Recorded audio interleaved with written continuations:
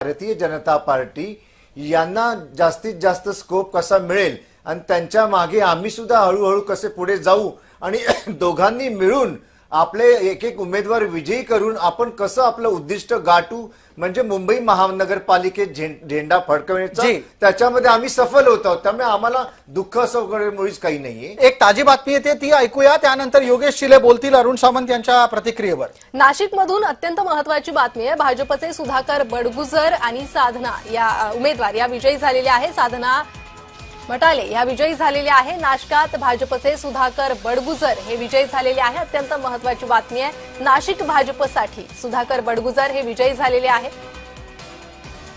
पुन्हा एकदा जाऊयात चर्चेकडे। प्रसाद सर, योगेश शिले आपल्या सोबत आहेत। योगेश शिले बोला पटकन। थोड्या वेळापूर्वी अरुण सावंत हे slow and steady wins the race या इंग्रजी म्हणीप्रमाणे म्हणत होते की ही कासवाची शर्यत जरी असली तरी पण ते भारतीय जनता पार्टीला फायदा करून देतात हळूहळू पुढे जाऊन।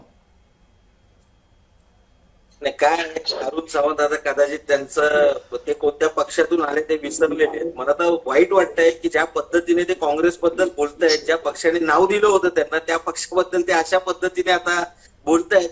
हा फक्त विजयाचा उन्माद आहे, बाकी काही नाही। 5 वर्षाने तो उन्माद बदललेला असेल, जनता कंटाळलेली आहे। मी पुन्हा सांगतो तुम्हाला, या गोष्टीवरती विचार होणं गरजेचं आहे। महाराष्ट्र राज्याचे उपमुख्यमंत्री ईव्हीएम मशीनवरती शंका उपस्थित करतायत। अंबरनाथ नगर परिषदेच्या वेळी स्वतः शिंदे गटाच्या पदाधिकाऱ्यांनी ईव्हीएम मशीनवरती शंका उपस्थित केलेली आहे।